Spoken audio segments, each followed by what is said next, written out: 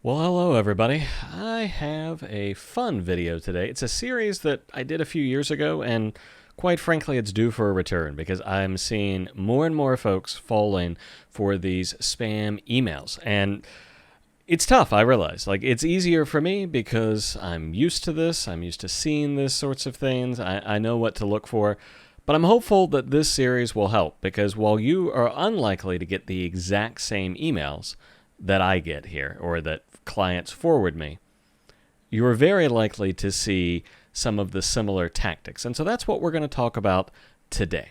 Let's go ahead and get into it. I've got an email pulled up on my screen. This one's a little old, actually. This one is back from 2018. I do have some newer ones that I'll be showing here in a minute. But this was a scam that was really common for a few years. Mercifully, I haven't seen it much, probably because spam filters have gotten wise to it and figured out. You don't have to read the whole thing. I'm just going to pick out some highlights. So it makes it look like it came from your email account. It did not. In fact, this is actually not a separate email account. In our case, it's just a distribution list for our company. So it would be really tough for somebody to gain access to that because there is no username or password. It's just an email address that forwards on to other people at our company.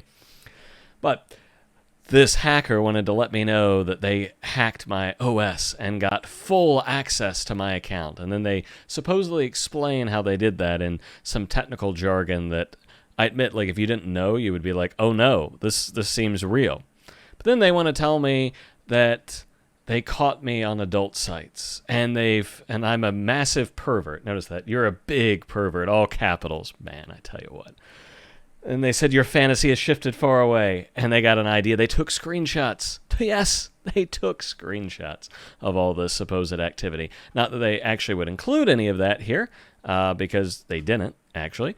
But then they think $700 is a fair price, and I can send it in Bitcoin, and then there's their Bitcoin wallet address. And if I don't know how, there are some instructions that I can Google. Honestly, they should have just linked me to an article or something. Lazy jerks.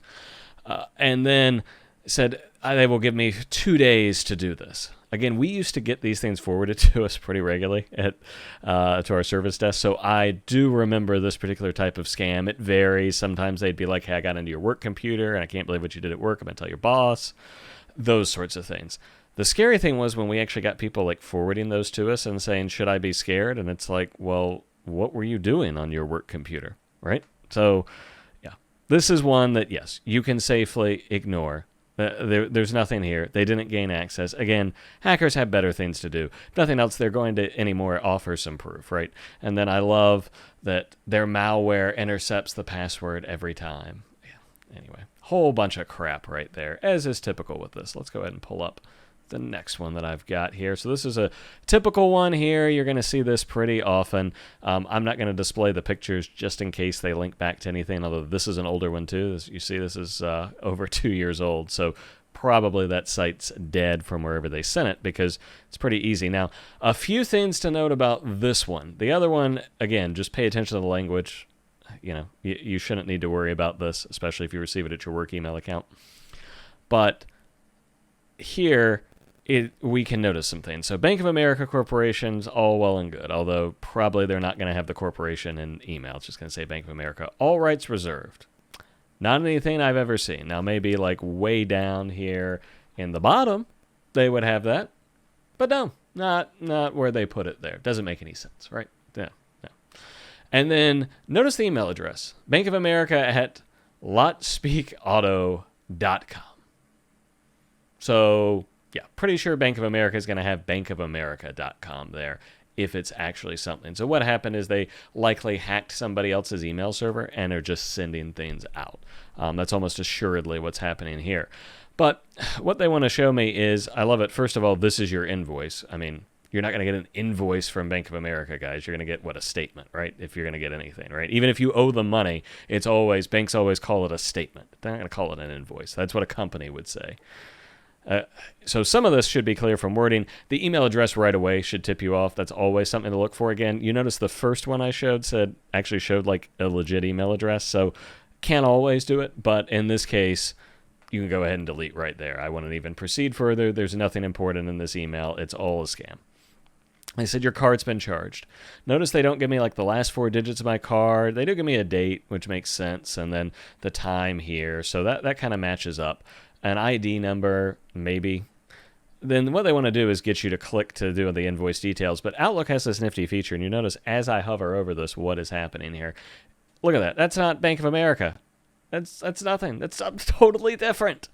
So, don't, even if you miss the email, don't fall for this. Hover over these links before you click them. If there's something weird, your alarm bells should go up. Now, occasionally, we use like third-party services to send stuff, and they'll use kind of weird URLs and things. It happens, weird web address links, but better be safe than sorry and check. And then they're going to link to the support page. Now, the rest of these links probably, yes, they all go to Bank of America. Yep. So the rest of it all is standard. They probably pulled this from a Bank of America thing. Now, this is a support electronic mail from BOA. That's kind of weird language, too. Remember to note that you could possibly receive service email in accordance with your BOA service agreements. I don't have a Bank of America account. I don't know if they abbreviate it ever like that. I mean, I know people that abbreviate Bank of America BOA, but I don't know if the bank itself would, especially in official correspondence. But a lot of things to tip you off. Email's the first. Always check that. Name that's next to it means nothing, guys. Means absolutely nothing. I can put whatever I want from this name field. All right, this is not hard. But that email address is pretty tough to spoof. So that's something to look at. The invoice, again, the wording's always a thing. They're usually trying to get you to take action. In this case, say, hey, you're probably interested. What's going on here? So you can see invoice details here. And then, the support electronic mail, really, really, really weird. So, yet another one that's just not legit at all. And I actually was about to close this, and then I noticed look at the address, North Ciron Street. Guys, that's Tryon, so they can't even spell. I tell you. Some of these things are just so obvious it's not even funny. So let's look at this series. Oops, brought up the wrong one. Here's the first one. This was a series of emails I received over 2 days, and you'll notice the date over here is pretty recent, right? This came up fairly early.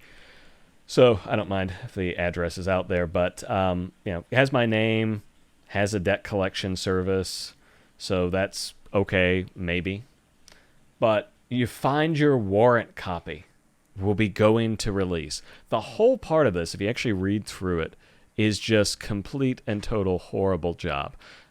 It really is. Like, spammers have gotten a lot better in most cases, and English is usually good, grammar's good, things can look like really legit. I mean, we've had some stuff that's come that's been pretty elaborate and has taken us a bit of digging to figure out whether it's legitimate or not. This? Yeah, no. That's, give me a freaking break. Find your warrant copy? Come on, guys. Do better. And this is to notify you currently in default on the obligations of Cash Advance USA Group. Well, I've never had a payday loan in my life, so right away, and never did anything with Cash Advance. Right away, I know this is not legit. Now, I know what you're thinking. You're screaming, but Chris, it might be legit. Maybe somebody used my identity or something. Yeah, well, okay, but they're going to, reach out to you through the mail, too. They're going to reach out to you with phone, probably. Now, maybe they got a bad phone number for you, right? But there's other things that they're going to do, and trust me, a warrant is not going to be delivered ever via email, okay? It's kind of like the IRS. They may occasionally email you, but it's nothing ever that's going to be remotely important because they're going to send it to you in the mail, sometimes certified if it's really bad. That's what's going to happen. And then we got this loan account. Notice the date, and they're trying to do this amount outstanding. Amount outstanding differs by a few cents, but whatever. But then this payday loan docket number. And All Technical Proofs Company will filed a lawsuit in the county court. Again, they never show, right? They never say where they're filing any of this. And then per our terms and conditions of trade, and your details will be passed to major credit reference agencies, and they will affect your ability to raise credit. If you are on any state-supervised parole, you'll need to contact the officers and make them aware. All this sort of stuff. And then the other kicker, right? So here's the email address. And again, this actually looks like maybe it's legit. I didn't bother to go to the website, and I'm not about to. But then they have you email a totally different address, and it's a Gmail address, guys.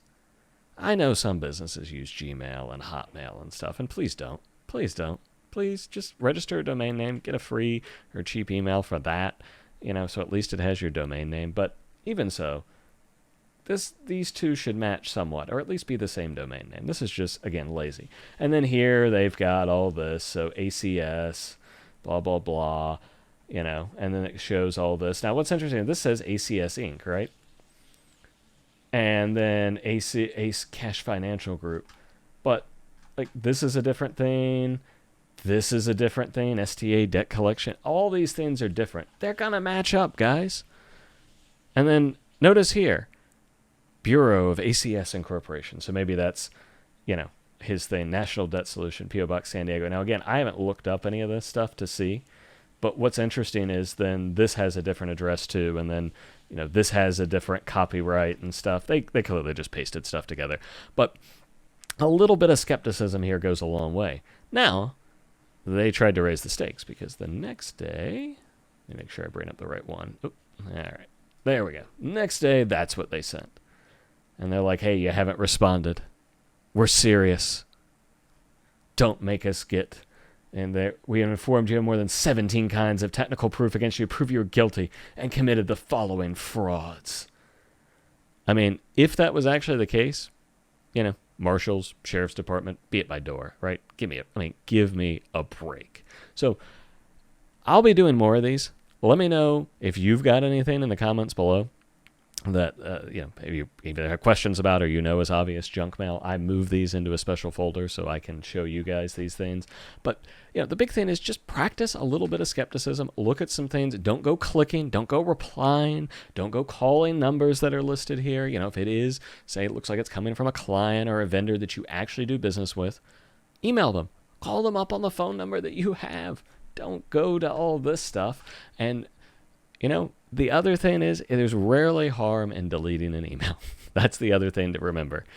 Typically, the people will actually contact you back if it's legit. Now, occasionally, yes, there's harm, and obviously, if you're in business, it could harm your business interests if you don't respond appropriately. But for stuff like this, come on, guys, just wait for the letter if it actually is something that might happen. But you should know whether you got anything with Cash Advance Corporation, kind of like you should know whether you have anything with Bank of America and our other things. So, guys, I hope you enjoyed this video. If you did, give it a like. Leave some feedback for me. Let me know what else you'd like to see. Maybe I'll bring this back as a regular series. I got several more of these, although most are older because thankfully my spam filter works really well. But maybe I'll release some stuff, and so we can go digging and look at some of the stuff that comes in, because I don't want anybody falling for this stuff. This does real harm. You saw like the $700 in Bitcoin. People have paid that, and they can send it out to millions of people with no work whatsoever. So this is a big deal, and I don't want anybody, whether it's a business, individual, to get have any worry over this, be fraudulently victimized. It's just nothing that anybody needs to waste their time over. But there's no great spam solution other than being informed and figuring out what to look for. So I will see you guys again in the next video. Take care and stay safe out there.